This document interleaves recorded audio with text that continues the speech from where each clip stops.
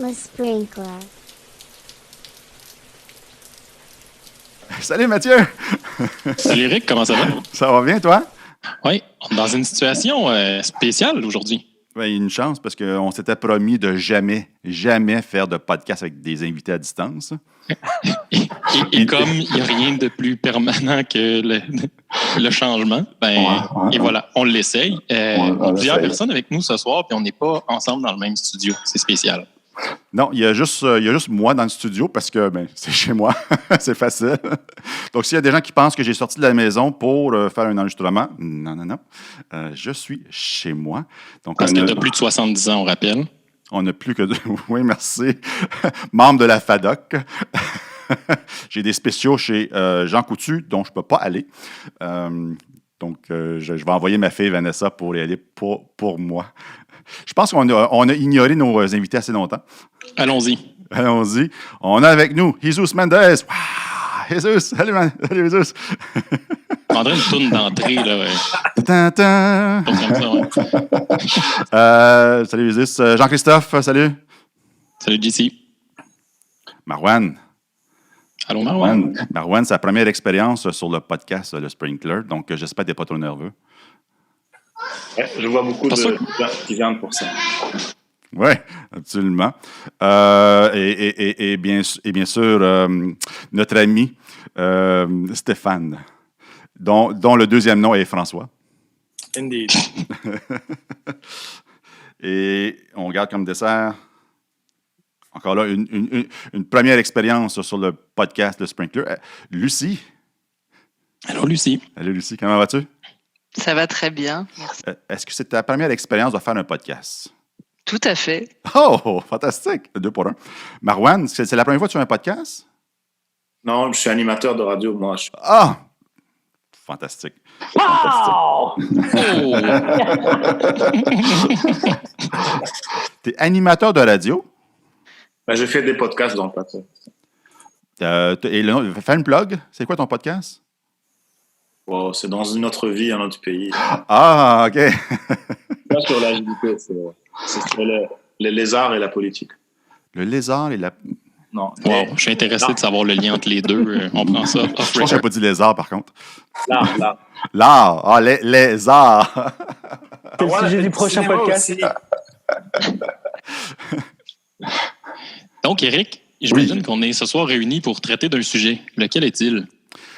Oui, mais écoute, ça va de soi. Tout le monde parle de la COVID-19 et tout le monde parle du fait qu'ils travaillent de la maison. Je voulais faire un survol à 30 000 pieds jusqu'à 10 000 pieds sous terre, à voir où ça va aller, sur the good, the bad and the ugly de l'agilité à distance. Donc, soit comme coach agile, soit comme Scrum Master, et puis aussi membre d'équipe, Product Owner, écoute, comme humain finalement, où on est habitué à être en contact continu avec les autres humains autour de nous, où lorsqu'on a le goût de faire quelque chose, de parler à quelqu'un, de lancer une initiative ponctuelle, c'est pas compliqué, on le fait. Si je peux me permettre de lancer la discussion, moi, si on s'était parlé de ça il y a exactement 3 semaines, je t'aurais dit, Eric, faire du coaching à distance, c'est n'importe quoi, impossible, fais pas ça, va pas là, ça marche pas. Ça, c'était mon idée il y a 3 semaines. Arrête, man, je facture présentement, arrête. Maintenant, j'ai le goût de passer la POC à Marwan qui agite le bras tranquillement, mais ça, c'était mon opinion il y a 3 semaines. On va évoluer au cours du podcast. Alors, moi, toute ma vie, j'ai refusé. Mais vraiment refusé de faire de l'accompagnement à distance. C'était comme un principe. J'ai parfois même refusé des contrats à cause de ça. Mm-hmm. Et comme tu le dis, Mathieu, là, je ne peux plus vraiment refuser. Et ça représente un ramp-up assez violent, là.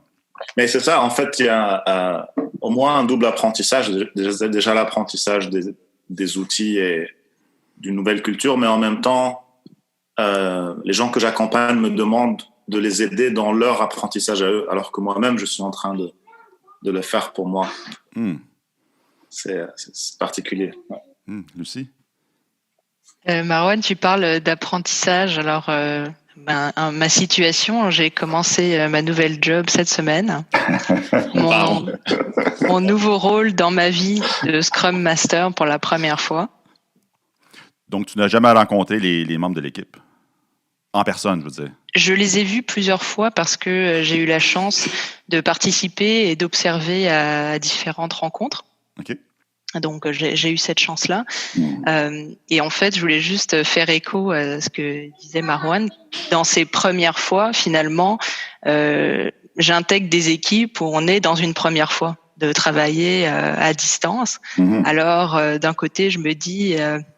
cool, je fais pas que vivre mes premières fois toute seule. Là, on est tout un bateau ensemble. Puis, il y a vraiment ce feeling de solidarité qui émerge. En tout cas, dans la compagnie où je travaille, c'est vraiment apprécié. Et ce soir aussi. Oui. Merci encore une fois d'être là. Si je peux faire du pouce sur ce que tu disais, Lucie, souvent en tant que Scrum Master, coach, on incite les gens, on invite les gens, on accompagne les gens dans une sortir de leur zone de confort, d'aller vers le changement, de sortir de leur pantoufle, d'essayer des choses différentes. Puis souvent, nous, on a l'expérience, puis c'est bon. Des fois, c'est du repeat un peu. Là, on vit live ce qu'on demande aux gens. Moi, je trouve ça stimulant. Je trouve ça le fun. Oh, on a un invité sur le podcast surprise. Marguerite est à côté de nous. C'est ce qui arrive en travaillant de la maison. Des fois. C'était arrangé d'avance en passant, les amis. C'était pas... Désolé.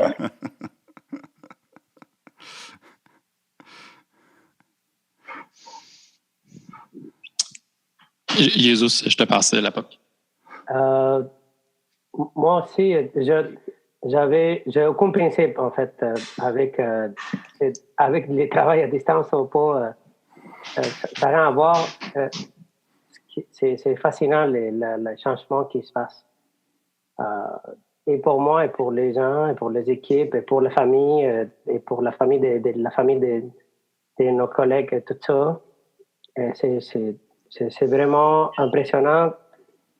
C'est toute une transformation. Puis là, ce qui est magnifique, c'est l'opportunité que nous avons de vivre dans un contexte où le changement est tout le temps présent et le sentiment d'urgence est là. Je trouve ça génial. Le fait qu'on soit agile tous, on devient agile tous à force de la situation, et c'est une énorme opportunité, au moins de mon côté, je pense. Fait que c'est pas un bug, c'est un feature. If you can't fix it, feature it. Jean-Christophe? Oui, moi je faisais du pouce sur ce que Marwan a dit tout à l'heure, parce que j'avais les mêmes principes pas mal, en me disant ouais, quand c'est à distance, c'est vraiment compliqué. Et en même temps, je suis d'accord avec aussi ce que dit Jesus, c'est on est des agents de changement. Je veux dire, c'est quand même une grosse définition de ce qu'on est, et la situation, en fait, nous pousse au changement, et c'est assez intéressant, moi, je trouve, de voir que peut-être ça nous pousse à être encore plus ouverts au changement que ce qu'on pouvait l'être encore avant. Ouais. Puis, en parlant de changement, quel est le premier frein, le premier défi que vous avez rencontré depuis le début de la semaine là, ou la semaine précédente en termes de travail à distance? Ouais, frein. Allez-y. Je n'irai pas avec un frein. Dans les clients où je travaille, ça a été vite. C'était mercredi, jeudi. Tout le monde, 1000 employés à la maison. On était, selon moi, préparés de façon technologiquement parlant. On était pas mal préparés. Oh, le VPN pouvait supporter 1000 personnes à distance? Pas au jour 1, mais au jour 1,5, oui. Oh, wow! Et les outils étaient là. On était dévancés un peu là. La partie qui était particulière, c'est la réaction de la direction de notre côté, en fait. C'est, la réaction initiale, la première journée, c'était je vous dis qu'aujourd'hui, on n'est pas certain qu'on a besoin d'un coach à distance. OK. Première réaction. OK. Fair enough. La peur. Et c'était pas en bloquant. C'est sorti comme ça. Ça n'a pas été en bloquant du tout. Ça a duré 2 jours. Okay. Et après ça, c'est parti parce que, mais c'était la première réaction au moins moi je me rappelle. Je sais pas, Stéphane, toi, c'est dans le même contexte que moi. Vous êtes à la même place. Oui, ben en fait, ça a été ma réaction à moi. Ce que j'ai dit aux gestionnaires qui travaillent avec les coachs, c'est écoute, je vais probablement travailler 2 jours semaine max. Je ne vois pas à distance ce que je peux faire. Ah ouais. Et je vais documenter ce que je fais juste pour t'aider si jamais tu as des défis. Puis effectivement, les défis sont arrivés rapidement. Les gestionnaires se sont questionnés sur le coaching à distance.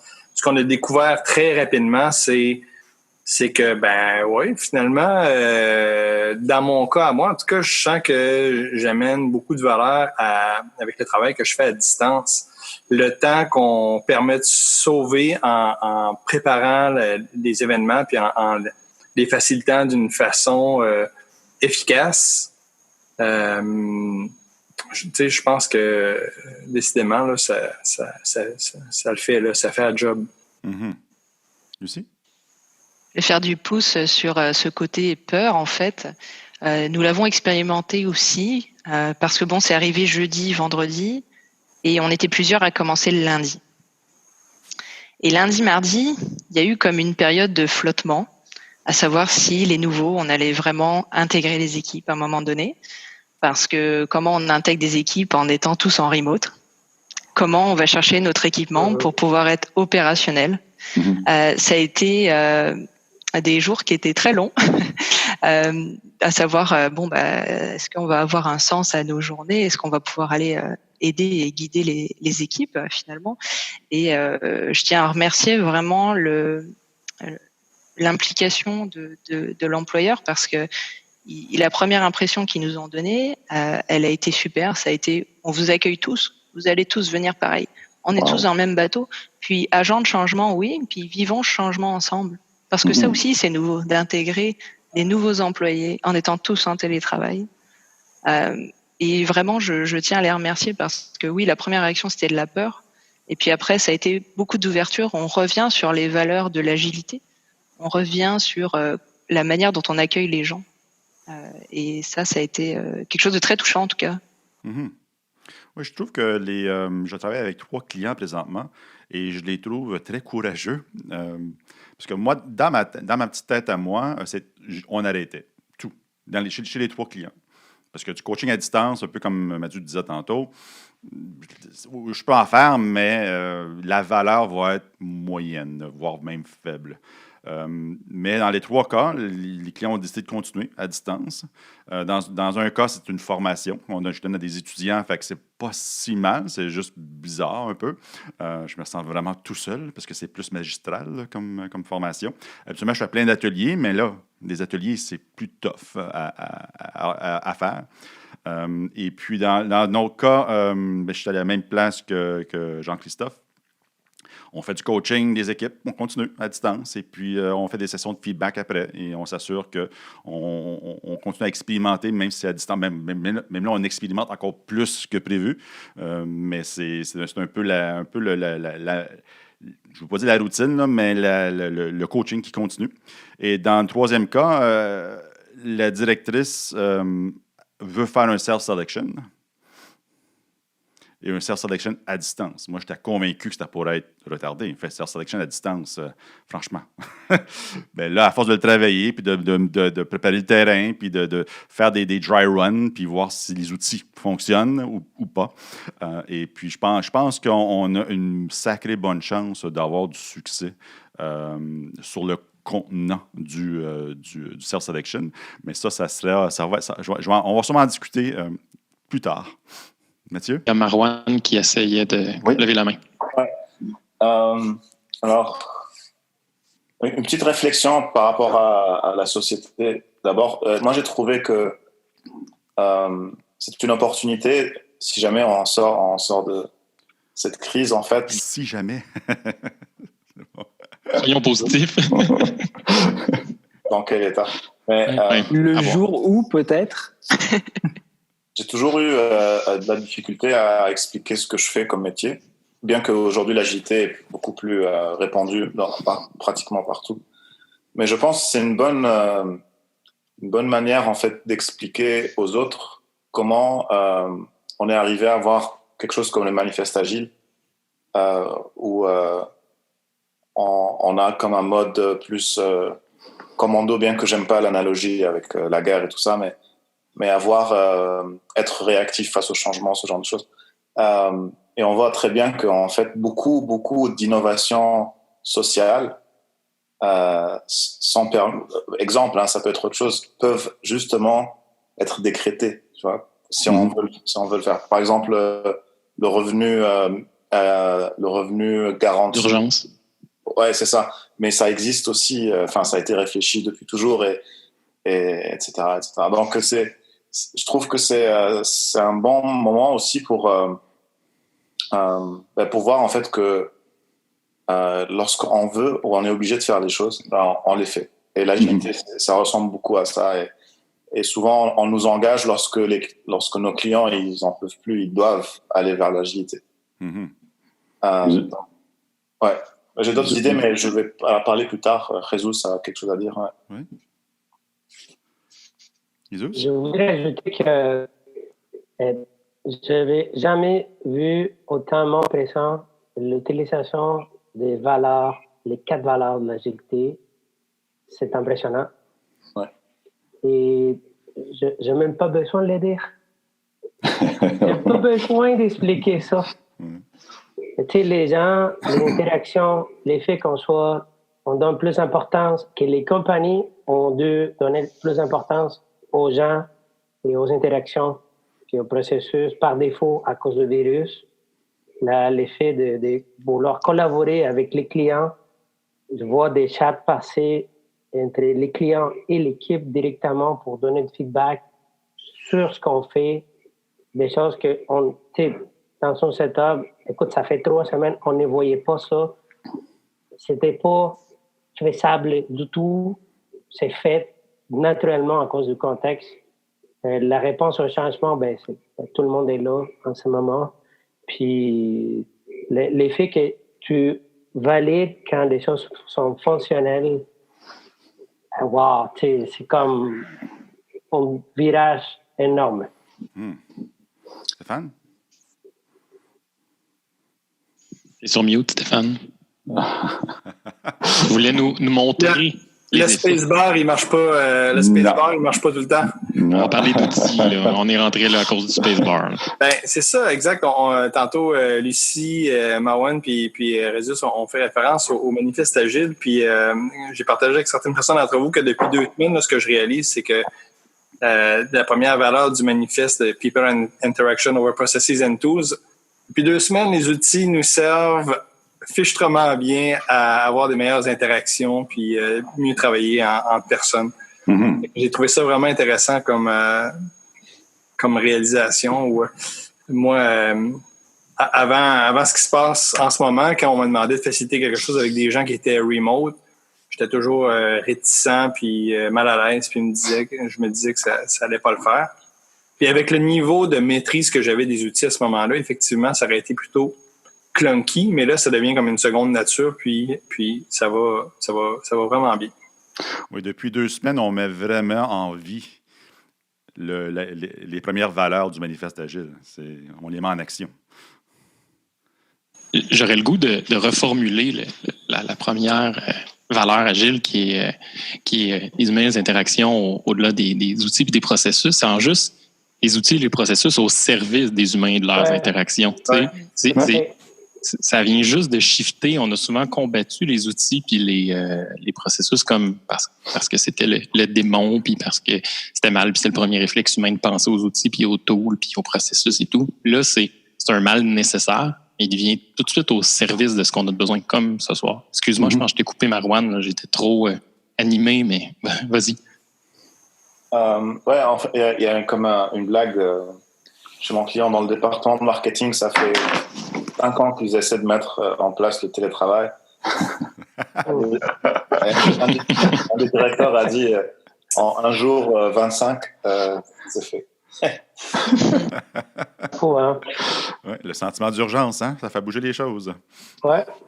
Et sur une autre note, j'ai beaucoup réfléchi à comment je peux accompagner Et on n'est pas cette coach là où je suis. Et j'avais déjà un peu en background depuis quelques semaines l'idée de rendre plus autonome les Scrum Masters et les coachs, etc.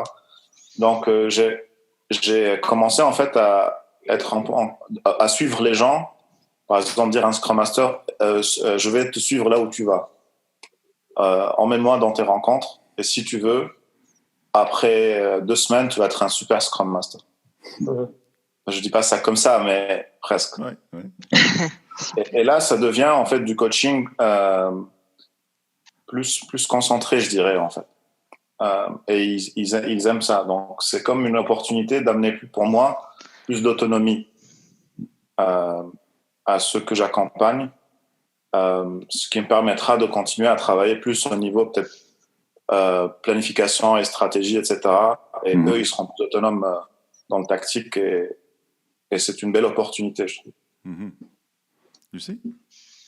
J'avais envie de lancer une petite question. Comment vous arrivez à créer et ou conserver du lien à distance? Jesus, c'était avant moi, mais vas-y. Vas-y, Mathieu. Oh non, ben OK. On va pas faire du ping-pong radiophonique. Je peux trancher si vous voulez. Hein? Stéphane, vas-y. Moi, dès le départ, puis je l'avais en note, là, est-ce qu'on le plug ou pas, j'ai lancé une initiative que j'ai appelée le Hublot. Puis c'est essentiellement juste un Zoom qu'on regarde toute la journée avec mes collaborateurs les plus proches, puis tranquillement, pas vite, je commence à le scaler et le répandre au niveau de le projet sur lequel je travaille. Mais c'est-à-dire, on a un Zoom qui est ouvert toute la journée. De 8 heures le matin, il s'est même rendu jusqu'à 20 heures le soir parce qu'il y avait des gens qui travaillaient sur le chiffre de nuit parce que nous, oui, on a eu des problèmes de VPN, puis de load, puis etc.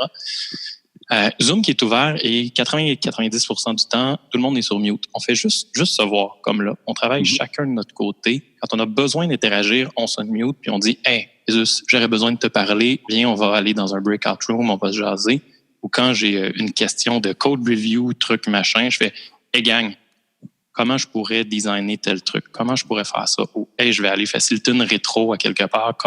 Qui peut m'aider là-dessus? » Bref, le lien est constamment là, un peu comme quand on est physiquement au bureau.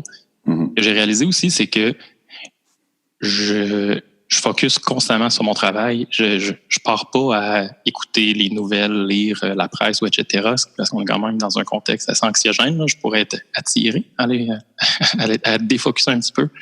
Juste parce que j'ai mes collègues dans le visage, j'ai le goût de continuer à travailler, puis d'avancer, puis de travailler pour eux, peut-être avec eux. Bref, moi, c'est un des trucs que j'ai mis en place puis qui me semble jusqu'à présent super prometteur puis vraiment, vraiment cool. Ouais. Petite parenthèse, tu as mentionné Breakout Room pour les gens qui nous écoutent. D'un Breakout Room, il y a eu 2 semaines, je ne connaissais pas ça. Dans Zoom, on a une possibilité de créer des sous-groupes pour des conversations, disons, plus intimes, plus privées. Et puis ensuite, revenir dans la chambre principale pour faire la plénière. Petite parenthèse. Et Zeus? Mais en fait, je pense qu'on est connectés. Nous n'avons pas la possibilité d'avoir tous les visages dans une même fenêtre à cause de l'outil. Teams ne permet pas ça encore. Tu vois 4 visages en même temps et pas plus que ça.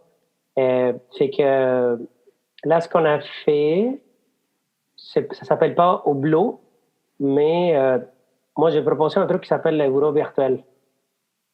Le quoi virtuel, pardon? Les bureaux virtuels. Okay. Bureaux. Puis c'est juste un meeting qui dure toute la journée, qui est visible au top du calendrier. Et les gens peuvent joindre n'importe qui est dans cet groupe, peut démarrer le bureau, puis juste se pointer puis dans l'espace. J'ai jamais eu à date un moment où si quelqu'un démarre un truc, il n'y en a pas quelqu'un d'autre qui démarre, qui rentre puis qui parle seulement parce qu'on a besoin de parler. Dans notre cas, c'est pas nécessairement une place pour échanger du travail, peut-être des défis que nous avons. On l'a créé, moi j'en ai créé un pour mon équipe, les groupes avec qui je travaille directement et un autre pour le groupe des coachs. Et j'en ai une conversation au moins à chaque jour avec quelqu'un d'autre, chose qu'avant, on n'avait pas du tout. entre coachs. Juste avant, Jean-Christophe, Mathieu, je pense que ça vaut la peine que tu mentionnes à ce moment-ci ce que tu as fait comme initiative tous les jours. Ah oui, j'allais lever ma main. Une autre petite idée aussi que j'ai eue, moi, c'est parce que je travaille dans le sous-sol. Je me suis fait un petit bureau dans le sous-sol. Je ne voyais plus la lumière du jour. Donc, j'ai envoyé, again, à mes plus proches collaborateurs, la pause de la 5e manche. Pour ceux qui sont fans de baseball, normalement, la 5e manche, on se lève, on se dégourdit les jambes un peu, puis le match continue. Ou la 7e, regarde. C'est pas 5e? En tout cas, peu importe, peut-être que mes références de baseball sont mauvaises. On n'a pas des expos depuis longtemps, fait que c'est correct.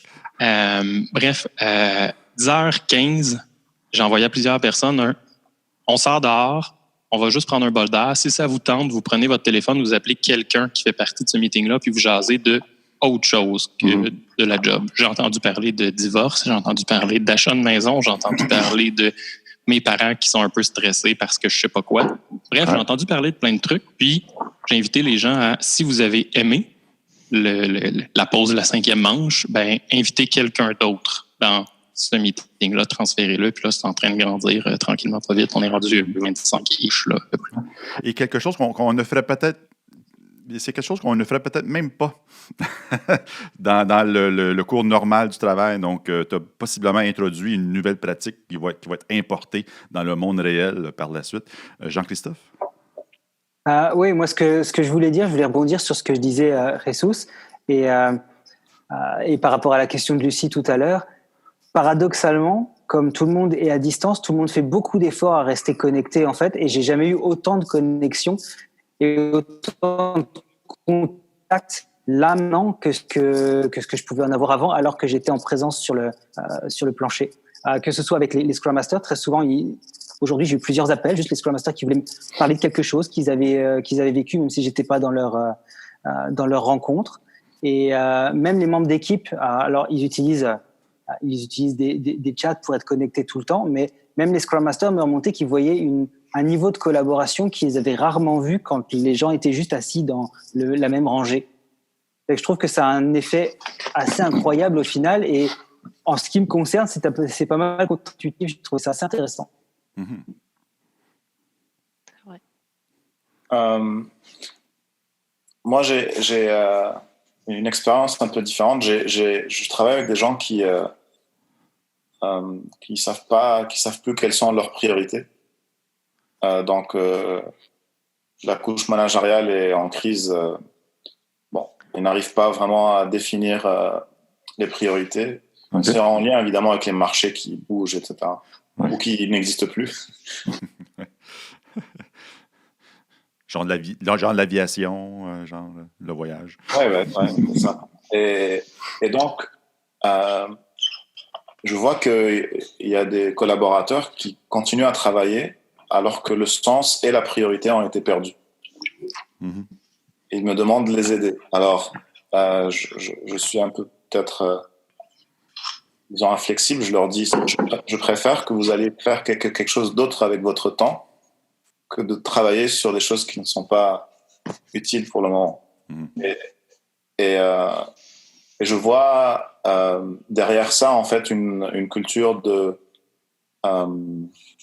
rendement basée sur le nombre d'heures qu'on fait ou ce genre de choses. Et donc, je pense que c'est une opportunité aussi d'amener une conscience ou une conscientisation par rapport à la différence entre impact et output, en fait. C'est pas, bon, on le sait, nous. Donc ça, c'est une chose. Et on m'a demandé aussi qu'est-ce que je fais lorsqu'il y a une demi-heure ou une heure entre deux meetings. Ouais. Déjà, en présentiel, c'est mortel, c'est difficile de gérer. Donc moi, ce que je dis pour le moment, c'est si tu n'arrives pas à te concentrer, fais autre chose avec ton temps. En fait, un peu la même idée, c'est le travail, c'est pas juste ce qu'on fait pour l'entreprise ou pour les autres, mais c'est aussi s'occuper de soi, en fait. Mm-hmm. Essayer d'enlever cette culpabilité que c'est pas forcément quelque chose qu'on doit facturer ou quelque chose qui est forcément utile. Mm-hmm. Et ça, je trouve, c'est vraiment un grand changement culturel. Mais peut-être que ça va aider quand on reviendra, en fait, à un changement de comportement. J'ai vu plusieurs mains. J'ignore qui. Vas-y, Jesus. Je voulais faire du poids sur ce que tu as dit, Marwan, sur la partie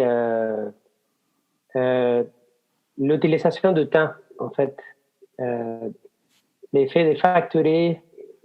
Moi, je suis un consultant, puis dans cette nuage, un truc qui me frappe fort, c'est j'ai lu un article de Drabbles. Ils disent que la lettre qu'ils ont envoyée aux employés pour dire qu'on allait travailler tous de la maison puis qu'il fallait comme avancer, il y avait 3 mots. C'était « We trust you ». Puis ça, je trouve ça fort à niveau de ce qui se passe en ce moment.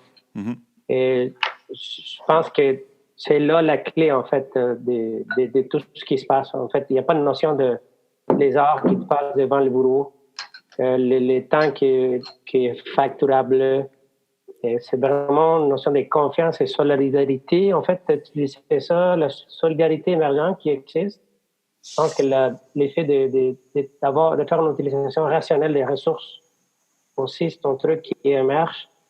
Et c'est tout un changement de façon de penser à l'entour de ça.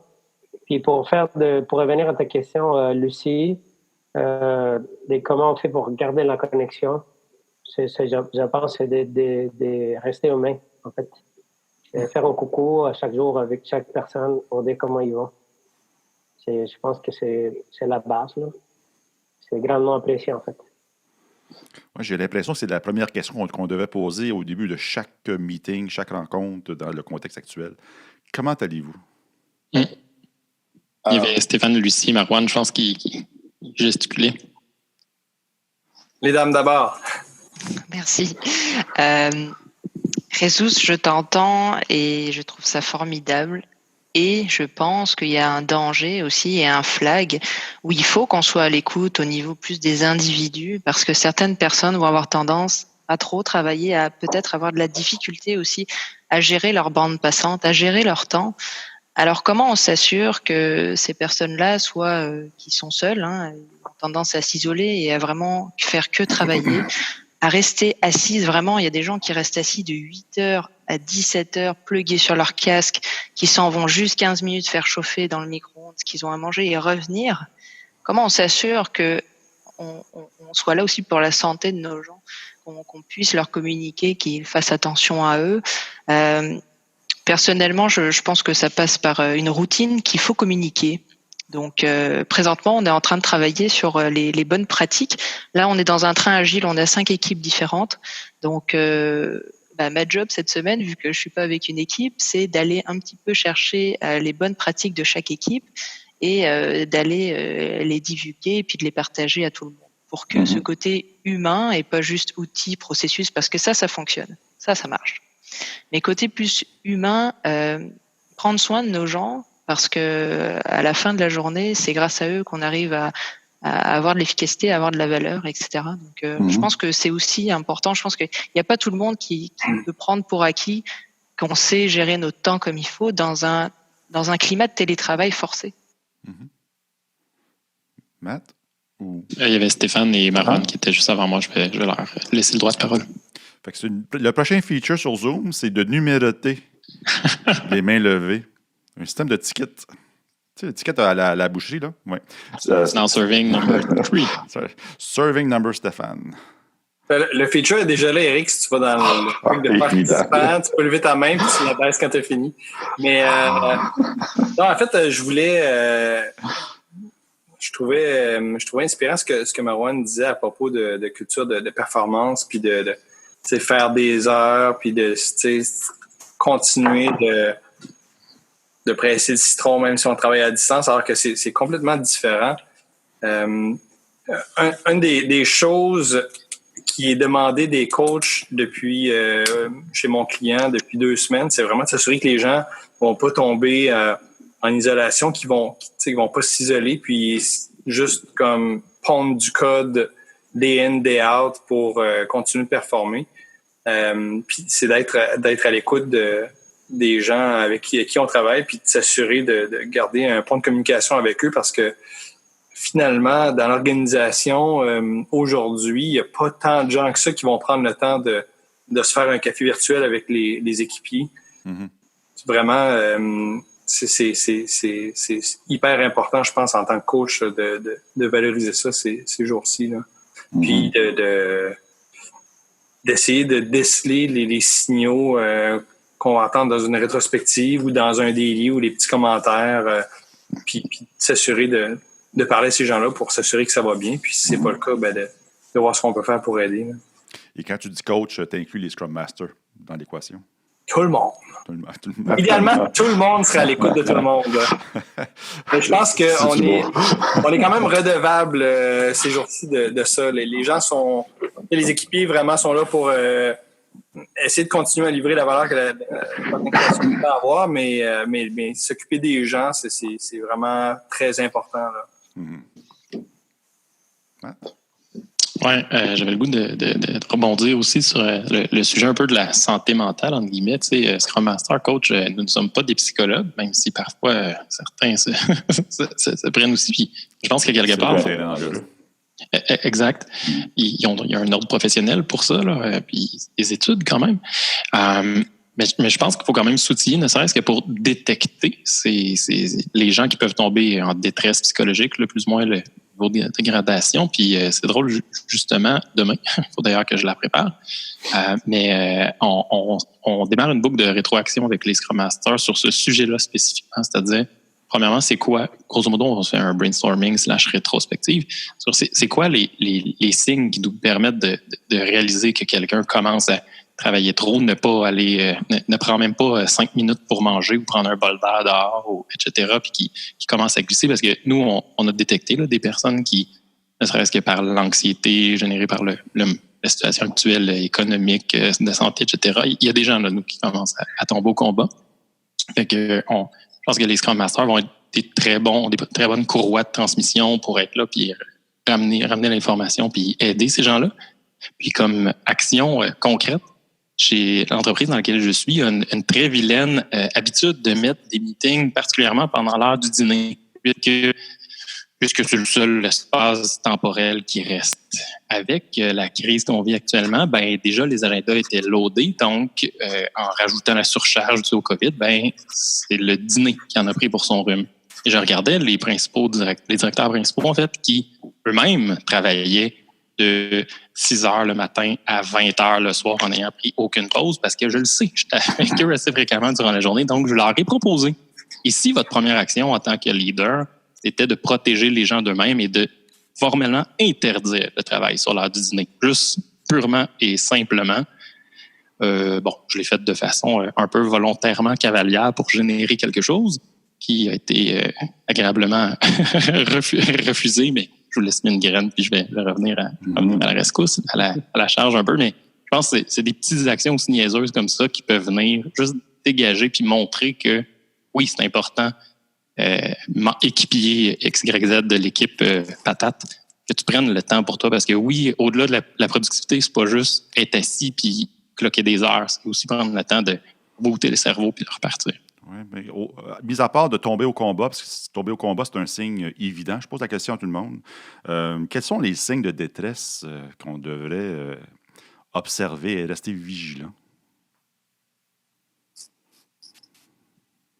Je ne vais pas répondre tout de suite parce que j'ai quelque chose que j'aimerais te dire depuis tout à l'heure. Quand j'étais plus jeune en Scrum Master Coach, j'aimais beaucoup les check-in. Les check-in, j'adorais ça.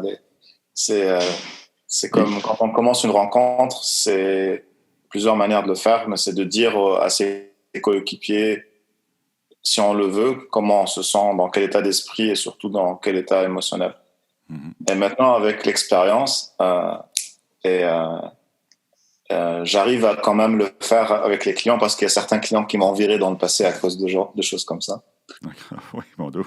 C'est pas juste à cause de ça, mais ça passe pas très bien de parler de ses émotions. Ah, OK. Ouais. En milieu de travail. Tu parlais de check-in des core protocols? Mais ça, c'est la version la plus canonique, la plus chargée, mais il y a des check-ins en un mot, avec les cartes, avec de l'impro aussi. Moi, je le fais maintenant avec le théâtre. Et puis, donc, par exemple, dans une rétro, ça passe. Généralement, la rétro, ça passe. On commence une rétro avec un check-in. Ouais.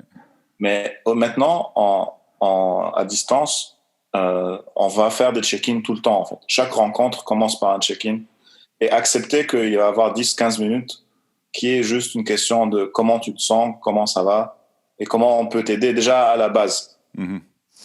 Parce qu'il va y avoir des gens qui vont dire, moi, aujourd'hui, ça va bien. Et donc, Eric, maintenant, pour répondre à ta question, moi, j'ai vu des rencontres où on fait des check-ins, etc. Et les personnes qui ne se sentent pas bien, en fait, on va commencer à adresser assez vite, en fait, la situation. Mais c'est une culture à mettre en place. Que en tant que coéquipier, j'ai besoin de te dire comment moi je me sens parce que toute la performance globale est dépendante de toutes les émotions aussi qui sont entre nous, en fait. Est-ce qu'il y a des mots-clés? Est-ce qu'il y a du non-verbal que vous voyez? De nos équipiers qui peuvent être en situation un petit peu plus stressante. Ouais, si on veut outiller les Scrum Masters, qui sont souvent des anciens développeurs, qui n'ont pas fait de formation en psycho ou en psychosociaux, pour les outiller à être en mesure de détecter des petits, tu sais, les smells, là, qu'on dit souvent comme en Scrum Master, les smells de détresse qui sont plus subtils que ça va mal ou je m'absente parce que je suis en burn-out. Il y avait Lucie qui avait agité la main. Oui, et Jesus.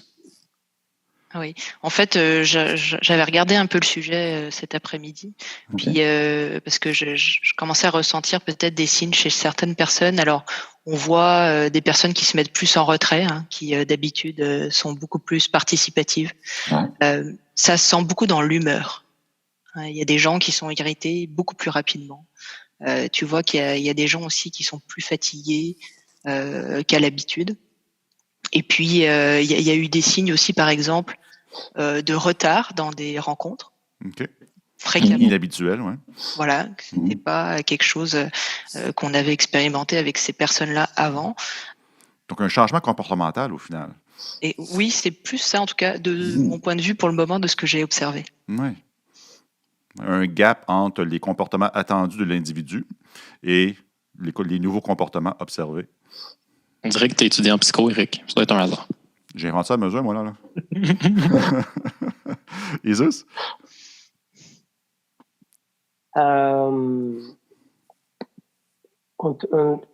Moi, j'allais dire des trucs comme Lucie a mentionné. Quand la frustration monte rapidement. Impatience. Impatience. Si tu vois qu'il y en a des gens que, par exemple, tu proposes un truc ou quelqu'un d'autre propose un truc, puis il y en a une longue discussion qui vient seulement d'une personne. Ça, c'est un signal. Il y en a quelque chose derrière ça.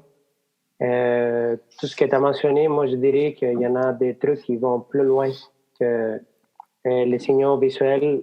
Moi, je ne me fie pas à ce que je vois.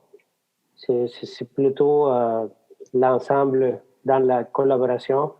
Un truc bête, quand tu ne vois pas la progression des choses au niveau du backlog, là, les gens ne rendent pas visible ce qu'ils font pendant une semaine, par exemple.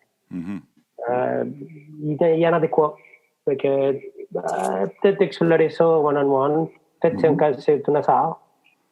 Moi, je dirais la piste la plus profonde, c'est juste être curieux. Curieux, oui. De quoi qui est comme, OK, hors de, c'est pas normal, c'est pas l'habitude. Ben, juste rester ouvert et avoir la curiosité sur les tons. Moi, j'ai un truc qui est nouvelle, c'est de voir comment les gens s'écrivent sur les chats. C'est les ping-pong qu'on voit souvent dans son conversation, les voir sur des canaux de chat. Ça, c'est des trucs qui vont comme, il y en a des quoi, peut-être les prendre offline comme on fait en live. C'est des signaux à regarder les temps, la rapidité des échanges. C'est des choses à voir en ligne aussi. Alors, officiellement, on ajoute une 4e question au Daily Scrum qui va être « Comment allez-vous vous occuper de vous aujourd'hui? » Ouais. Pour du COVID Scrum. Du C-Scrum. Corona Scrum. Puis j'avais le goût de rebondir sur ta curiosité, la curiosité que t'amenais, Jesus. J'aurais le goût d'ajouter aussi, en tant qu'agent de changement, je pense que vous voulez être à l'écoute, vous voulez que les gens puissent s'ouvrir ou discuter, puis au-delà de oui, ça va bien, formel sur le chat, mais c'est toujours un classique là, en temps à distance ou pas, mais montrez-vous vulnérable. N'hésitez pas à dire écoutez, là, je suis brûlé, je me prends 15 minutes dehors parce que j'ai besoin de me recharger ou j'ai besoin d'aller voir ma fille 2 secondes écart pour lui faire un câlin, puis je reviens. Je sens que c'est tough. En vous montrant vulnérable, il y a de bonnes chances que les gens qui en ont besoin aussi après ça soient un petit peu plus ouverts à être transparents avec vous, un peu plus direct, disons, que laisser tomber l'armure, bref. Mm-hmm. Mathieu, j'ai la forte conviction que si je demande à Stéphane son point de vue, il va nous sortir quelque chose de capoté. Mon point de vue sur quoi? Les signes de détresse. Signes de détresse? Ben, j'ai la chance de travailler pour un client qui encourage les gens à prendre soin d'eux, puis qui est compréhensif sur le fait que là, les enfants sont à la maison. Ceux qui ont des enfants aux écoles privées, là, les devoirs des écoles privées ont déjà commencé à rentrer dans certains cas. Puis le public, ça va commencer à rentrer. Et donc, si tu travailles, puis que les devoirs rentrent, puis que personne n'est là pour aider les enfants, ça devient difficile. Fait que, ce que j'ai commencé à observer, puis là, c'est un petit peu, c'est pas capoté, mais c'est champ gauche un peu, c'est, OK, les gens, dans la culture de l'organisation, les gens ne sont pas gênés de dire au daily, OK, hier, finalement, j'ai passé 2 heures à aider les enfants avec tel truc. Ce que tu observes, par contre, c'est que là, tu as des pull requests à 11 heures le soir, puis à 10h30, puis à des heures comme impossible. Fait que les gens, par professionnalisme, vont essayer de compenser, même si l'organisation envoie des signaux que c'est correct, on comprend que c'est une situation qui est assez extraordinaire dans tous les sens du terme. Mais les gens vont essayer de compenser quand même. Fait que ça, c'est un signal. Tu as des signaux comme ça qui sont behind the scenes, qui sont pas ni dans le comportemental, ni dans le verbal. Mais c'est des choses qui arrivent, que tu peux observer à travers les outils qui disent OK, il y a peut-être quelque chose là, il y a peut-être une discussion à avoir sur OK, qu'est-ce qui t'amène à faire ça? Mais quelles sont les attentes des employeurs? C'est-à-dire que est-ce que la journée de 8 heures inclut s'occuper de ses enfants ou est-ce que la journée de 8 heures l'exclut? Ça va être toutes des réponses différentes. Jesus? Oui, Jesus? Juste que vous sachiez, là, je vis en ce moment l'effet de travailler à la maison. Ma fille est en train de streamer Netflix en ce moment, au Disney, puis je vous entends avec du retard très fort. Bref. Oui, on est déjà rendu au prochain sujet.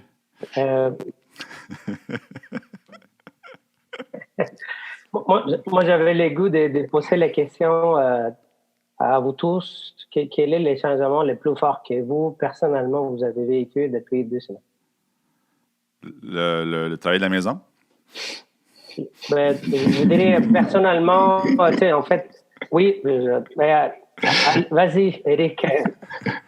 Le plus gros changement, c'est, je l'ai mentionné cet après-midi, on a fait un meeting avec Agile Partnership cet après-midi, puis on a discuté. Tous les sujets étaient en ligne avec le travail en ligne. Ma pratique, elle a été développée au cours des années sur ma capacité de m'ajuster quasiment à la milliseconde. Si je vois une situation, j'embarque sur le whiteboard, je fais une reconfiguration. On peut se lancer dans des pratiques de facilitation que Jesus aime bien ou autres. Et puis, ponctuellement, instinctivement, faire quelque chose. Aujourd'hui, quand j'accompagne les équipes à distance, j'ai les 2 mains attachées. J'ai le sentiment d'avoir les 2 mains attachées. C'est le plus gros changement que je vis actuellement. Je ne peux pas utiliser mes pratiques et mes outils que j'ai aiguisés depuis 15 ans. Ah, merci. Stéphane? C'est pas autant un changement qu'une réalisation où, en fait, quand je facilite des trucs où je ne peux pas voir les gens, je réalise que ma qualité d'écoute est beaucoup plus forte que l'habitude. C'est-à-dire que, une grosse partie du message que les gens peuvent émettre à travers leur corps est perdue. Sauf que ma qualité d'écoute, le ton utilisé, les mots qui sont choisis, je vais mieux entendre. Je vais mieux écouter. Fait que ce que je découvre, en fait, c'est que, j'ai du travail à faire. Il faut que j'améliore mon écoute quand je suis avec des gens, puis en face-to-face, puis que les gens émettent un message. J'ai du travail à faire à ce niveau-là parce que si je fais ça, je vais beaucoup mieux entendre que si je fais ça. Ouais, les sens ont tendance à compenser. Tel un daredevil du coaching. Le daredevil. Ça me prenait une référence. Oui, il y a quelque chose qui me manquait jusqu'à maintenant, puis je ne pouvais pas comprendre c'était quoi, puis là, je le sais. On ne pouvait pas publier sans une référence à un super-héros, quelque chose. Non, culture populaire. Je pense que Lucie, tu voulais rebondir. Je voulais juste dire que moi, ça fait pas très longtemps du coup que je suis dans le métier et ce que je trouve qui manque vraiment, comme dit un peu Stéphane, c'est ce côté un peu échange, dialogue, en face à face, en vrai, quand on anime des cérémonies, des meetings, etc. Où là, parfois, on n'a même pas la vidéo des gens. On a l'impression qu'on parle dans le vide quand on doit jaser un peu tout seul, expliquer des instructions, résumer des choses, etc. Et on n'a pas de validation, on n'a pas ce petit côté qui dit lui je le connais, je sais pourquoi il fait cette face-là. Je vais lui dire est-ce qu'on valide, tout le monde est d'accord. Il y a plus tout ça qu'on a en agilité où on utilise beaucoup plus le corps en agilité pour dire que on accepte ce qu'on est en train de dire, on s'engage en fait, rien que l'affaire du pouce. Puis là, on n'a plus tout ça. Alors, moi, personnellement, ce lien humain me manque beaucoup. Alors, c'est comment on peut le remplacer, comment on peut rendre interactif tout ce qu'on fait. Et je trouve que c'est intéressant parce que ça va nous faire élaborer et trouver des nouvelles opportunités d'échanger de cette manière-là, dans ce contexte-là. D'ailleurs, on a commencé, moi, Mural, j'adore. Demain, première facilitation avec 15 personnes, la première de toute ma vie, donc je vous tiendrai au courant. Je l'ai préparé avec beaucoup d'attention. Ça va peut-être pas du tout se passer comme je veux. ça se trouve, ça sera ça. Mais ça va être un apprentissage, c'est certain. Ça va être un bel apprentissage. Puis je sais que ça va être un défi pour moi de ne pas pouvoir être avec les gens. Jean-Christophe, j'ai vu ta main tantôt. Oui, la voilà. Moi, c'est un peu dans la même veine que toi. C'est que moi, j'utilise énormément la facilitation graphique. Puis, j'avoue que là, au niveau outils, je suis pas du tout outillé comme j'ai l'habitude de faire. C'est une grosse, pas une remise en question, mais ma manière se basant énormément sur la facilitation graphique. Avec les outils, c'est très difficile. Alors, juste au téléphone, c'est juste impossible. Mais même avec les vidéos, c'est quand même pas très très évident. Donc, je suis en train de chercher aussi beaucoup d'outils, beaucoup de nouvelles manières de faire passer ces choses que je fais passer d'habitude. Puis, c'est pas si évident parce que c'est pas vraiment prévu en fait. Je reprends l'exemple de Lucie sur Mural. C'est intéressant. Puis, c'est des choses qu'on peut préparer, etc. Mais toute la partie vraiment interactive de dessiner quelque chose, tu parlais tout à l'heure, Eric, d'aller sur le tableau blanc, même principe. Donc, faire une mind map, faire un dessin, faire juste, c'est ça, un poster ou quoi, c'est pas si évident. Ça nécessite beaucoup plus de préparation et puis c'est beaucoup moins réactif. Donc, pire que ça, c'est pour moi qui vais au tableau, j'invite un membre de l'équipe d'aller au tableau. J'avoue. Mais c'est ça. Ça se complique. Mais par rapport à la question de Jesus tantôt, moi, c'est ça mon gros changement depuis qu'on est à distance. Matt? Je pense que Marouane, tu voulais réagir? Ah, excuse-moi, Marouane.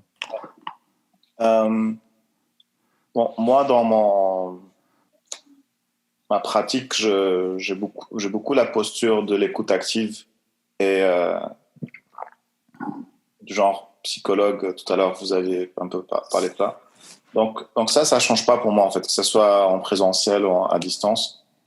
Je peux dire un mot en une demi-heure, juste un mot, une phrase, et ça peut aider une situation ou débloquer une personne, etc. Et ça, je sais que c'est apprécié, c'est comme une valeur ajoutée. Mm-hmm. Par contre, moi, ce que je trouve différent, c'est le temps que je mets à me prendre soin de moi, en fait. Okay. C'est exponentiel, en fait. Pour pouvoir aider, accompagner, écouter, j'ai besoin de me grounder beaucoup plus. J'ai besoin d'être plus conscient de ce que je suis en train de faire et du temps de préparation. Et du coup, une journée je pense qu'en pratique, je peux pas faire plus que 5 heures d'accompagnement par jour, en fait. Mm-hmm. Après ça, je suis mort. Déjà, en présentiel, c'est limite, à 5 à 7 heures, mais là c'est clair. Là, Mm-hmm. Tu dis te grounder. Qu'est-ce que tu entends par te grounder? Il faut que je gère mes propres émotions. Okay. Par rapport à la base, moi et moi-même, Marouane et Marouane. Aussi par rapport à ce qui se passe dans le monde, ma famille, ce genre de choses. Ouais. Donc, il arrive des moments dans la journée où je déconnecte complètement, en fait. Mm-hmm. Et là, je me dis, il faut que je revienne.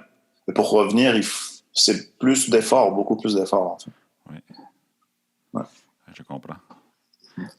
Matt? Moi, j'ai réalisé que on a des c'est naturel, on a des fits naturels avec certaines personnes, d'autres non. Quand on est dans un espace physique, naturellement, quand tu arrives le matin, tu vas prendre ton café ou des trucs comme ça, tu le fais avec les gens que tu as un fit. Puis oui, en tant que coach, tu te forces, entre guillemets, à établir des relations, même avec ceux que tu en as moins, mais le naturel revient quand même toujours au galop. En tout cas pour moi, puis je vais rétablir les liens avec les gens que j'ai des fits. Mais là, ça... Jean-Christophe me regarde présentement. ça n'existe plus. Le fit naturel de juste parce qu'on est positionné proche ou parce que ça donne qu'on arrive à la même heure puis on va à la machine à café en même temps, peu importe la raison. Ou juste parce qu'on aime la même marque de jeans. C'est pas grave. Ça existe plus. Fait que ça rétablit toutes les relations à peu près au même niveau, entre guillemets. Naturellement, il fallait que je me... Forcer, c'est un grand mot, mais il fallait que je sois conscient de rétablir les différents contacts, puis des investir, puis des nourrir, ces contacts-là. Là, ils viennent de prendre un grand reset. Ils repartent tout à zéro à peu près, puis j'ai réalimente à peu près à travers mon agenda, là, en bouquant concrètement, « Hey, on prend 5 minutes ensemble, comment ça va? » Je me mets un reminder. Bref, ça vient de me remettre, même des gens, on se cachera pas, il y a des gens qui naturellement me sont antipathiques. Bon, je suis quelqu'un qui aime à peu près tout le monde, mais n'empêche que ça arrive dans la vie, des gens avec qui tu fites moins. Mais là, il est loin. OK, cool. J'embarque, il prend le même mood que tout le monde, je consacre à peu près autant de temps. Et je me re-questionne sur comment je veux nourrir ces liens-là, puis à quel point j'ai besoin de le faire, que ce soit sur un aspect humain ou même pour un aspect de job. Tu sais. Ça m'a forcé à me re-questionner là-dessus, je prenais ça un peu pour acquis, en fait, juste parce que ça faisait partie de ma routine. Intéressant.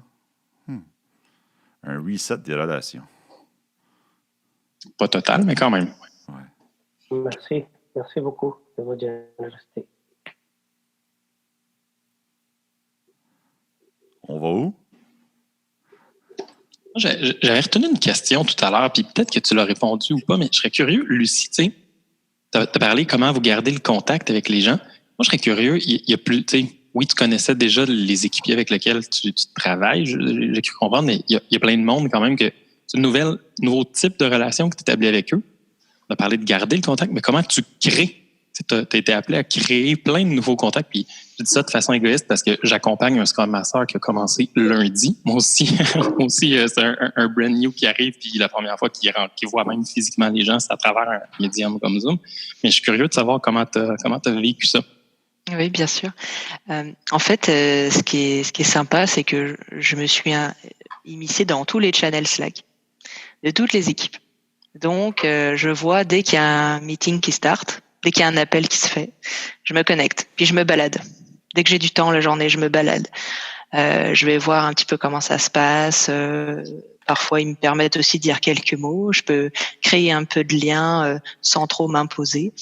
Et puis, en ayant pris sous mon aile, un petit peu aussi demandé par la direction de monter le petit manifeste des good practice, ça me permet d'aller chercher des volontaires, puis de créer des liens avec ces gens-là que je connais pas. Et ce que je vais faire aussi, c'est quand j'ai un petit moment, donc comme on disait, entre deux rencontres, hop, je vais dans Slack ou je vais dans Teams, j'envoie un petit message. Hey, on se connaît pas, on n'a pas eu l'occasion de se rencontrer. As-tu un petit 5-10 minutes? On fait un petit thé, un petit café. Et puis de cette manière-là, je commence à générer justement des conversations. Et puis sincèrement, A1 à date. Puis bravo. Je prends beaucoup de plaisir à le faire. C'est cool. C'est pas toujours évident. Surtout quand on se connaît pas, mais je me dis c'est l'occasion. Et en fait, Mathieu, ça me fait penser à quand tu parles qu'on se retrouve au même niveau, c'est ça. Donc de toute façon, on est dans le même bateau. Alors partageons notre expérience de ce bateau-là, puis on apprend à se connaître en même temps. Très cool, merci. Super. T'as une question à 1000 pièces. Vas-y, Mathieu. Faut que tu fasses ton son. Pam, pam, pam. Pam, pam, pam. Quel sera le plus gros changement qu'on a observé suite à notre retour sur les lieux physiques?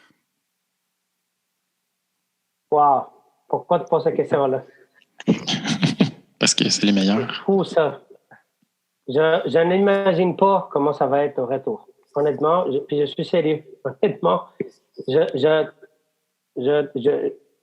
j'aurais trouvé, et je pense que tout le monde a retrouvé la valeur de l'agilité en soi depuis 2 semaines. Revenir au travail, ça va faire un autre changement, en fait. Il va falloir qu'on revisite la façon de travailler, la façon de collaborer, parce que l'intimité qu'on a créée en ligne, tu ne l'auras pas en personne. Il va falloir que tu la recrées. Alors, je pense que ça va dépendre de comment les espaces, en fait. Moi, je vais aller loin, là. Je pense que même l'espace du travail, il va falloir qu'il soit redéfini, en fait. C'est la fin des open space. Ça va aller au-delà de ça, une autre chose complètement différente. Je ne sais pas comment ça va être.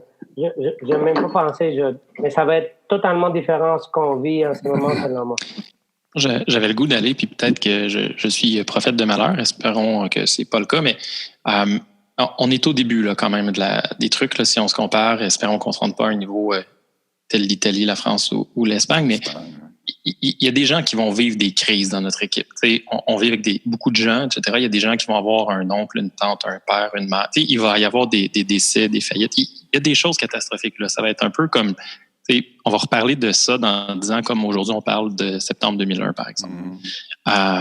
Donc, on va passer au travers de ces deuils-là en équipe aussi. On va accompagner des gens, on va en vivre, on va être marqué profondément. Donc, les relations qu'on va établir avec ces gens-là, quand on passe à travers quelque chose de dur avec quelqu'un, une espèce de lien qui se crée parce qu'on est passé au travers de ça ensemble.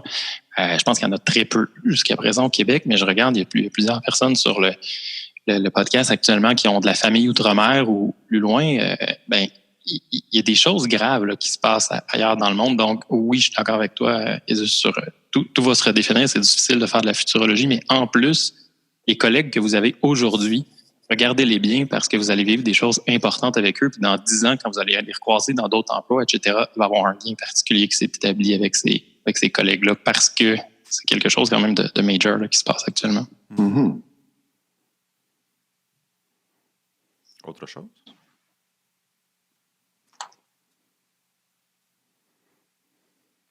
Moi, je vais être moins dramatique que Mathieu, mais mon sentiment, c'est qu'il y a probablement beaucoup de choses qui vont juste se remettre comme avant, par la force de l'habitude, par l'environnement, les bureaux, etc.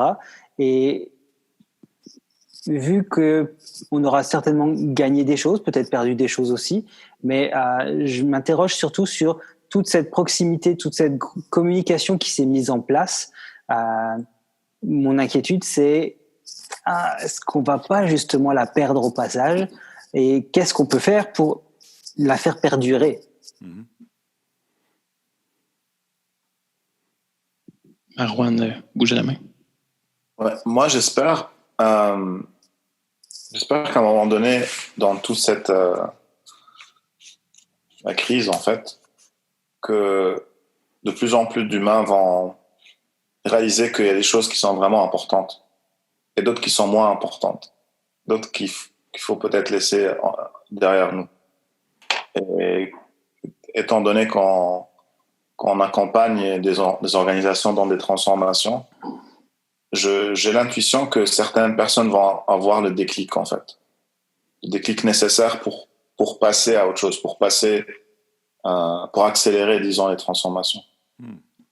Mais pas d'une manière bête. C'est-à-dire, voici le plan, tu vas le suivre. Mais j'espère que les gens seront plus autonomes, effectivement. C'est-à-dire, oui, on a besoin que les choses changent, mais pas n'importe comment, pas n'importe quel prix. Encore une fois, mon souci, c'est toujours l'autonomie des clients et des organisations.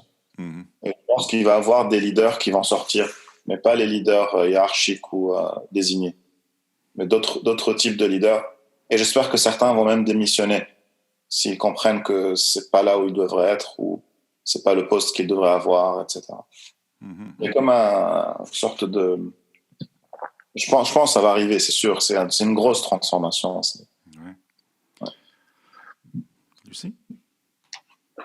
Oui, puis j'espère qu'on va garder, par exemple, la proximité qui est en train de se construire entre les coachs et les Scrum Masters, parce que on se fait des points beaucoup plus souvent qu'avant, et je vois tellement les effets bénéfiques de ça.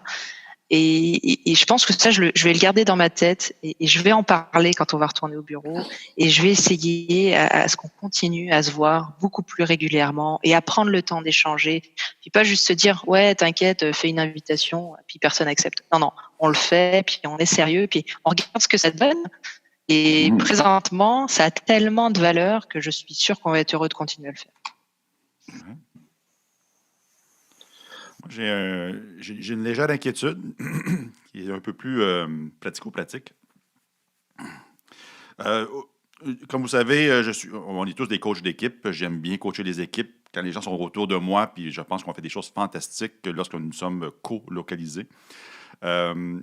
J'ai une légère inquiétude que la direction va moins hésiter à bâtir des équipes un peu partout au pays. Ils vont se dire, bien, on a réussi à travailler pendant 3 mois en mode distribué. C'était correct. C'était pas un problème. Moi, je pense que pour le nouveau projet, on va avoir des gens à Calgary, à Toronto et à Montréal. Pour certains de vous, ça vous parle un peu. Et puis, c'est juste correct. Tandis qu'aujourd'hui, il y a une hésitation. La direction le fait parce que ils ont les compétences nécessaires aux différents emplacements géographiques et puis ils n'ont comme pas le choix de le faire dans plusieurs cas. Tandis qu'à notre tour, ça va être un no-brainer et tout le monde va être distribué. Qui, moi, je pense, crée un certain plafonnement côté bonheur et performance. Oui. On est allé dans l'extrême avec, sur plusieurs provinces, voire même plusieurs pays. Là, 2 à Seattle, 3 au Nouveau-Mexique, 2 en Inde, puis 1 à Montréal, mettons. Ouais. Mais même au-delà de ça, si on rentre encore plus pratico-pratique, le pied carré de location à Montréal coûte très, très cher pour mettre un bureau au centre-ville. C'est clair qu'on va se diriger vers on essaie de mettre des gens, plusieurs personnes sur un même bureau, puis ils font du 3-2-2-3 ou en tout cas des switches d'endroits. Fait que ça va être difficile d'avoir une équipe colocalisée. Je pense que c'est juste inévitable. J'espère qu'on va réussir à trouver des je dis outils, là, mais des moyens de minimiser ces impacts-là, puis de faire en sorte qu'on crée des rituels où les gens se voient fréquemment, physiquement. Là, on se déplace, on se voit, etc. Trouver un sweet spot où c'est juste correct. Je pense qu'il n'y a rien comme une équipe vraiment colocalisée. On l'avait un peu pris pour acquis, ce truc-là. C'était que ça allait tellement de soi que tu partais une équipe, tu les mettais ensemble, ça allait bien, puis c'était comme vendu. Là, je pense que ça va aller dans le sens que tu le dirais. Jésus, je te prête la passe à POC. Moi, j'ai envie de rêver positif, grand. On comptait sur toi, Jésus. Nous faire rêver. En fait, moi, je pense à la vitesse. Ça me rend très excité, en fait, le fait que la vitesse, à quel point les gens ont besoin, à cause de l'urgence, de se mettre à travailler, à collaborer, à trouver des moyens qui n'existaient pas, va faire en sorte que ce sentiment d'urgence, comment tu vas encapsuler une fois qu'on revient à la normale? En fait, c'est quoi la normale? Ça existe? Je pense que ça n'existait plus, en fait. Mm-hmm. Et j'ai envie de rêver à un avenir où on va être dans la créativité à chaque moment. Être coloqué, ça veut dire quoi? On a prouvé que ça change. C'est très abstrait, en fait. Ça change. Il va falloir faire un épisode juste sur le après. Je pense que l'après, c'est un truc à rêver peut-être, mais pour l'instant, je nous invite à voir quelles sont les possibilités que ça crée et pas nécessairement vivre dans la part de l'avenir.